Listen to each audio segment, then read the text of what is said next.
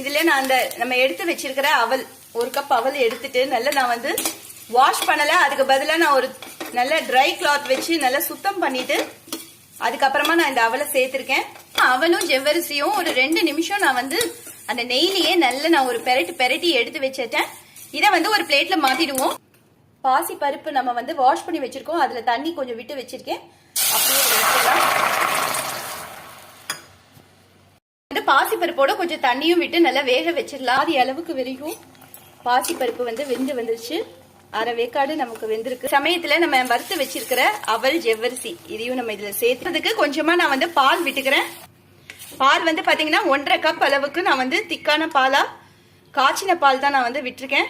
இந்த பால்லயே நமக்கு வந்து பாசி பருப்பும் அவல் ஜவ்வரிசி எல்லாமே நமக்கு வெந்து வரணும்.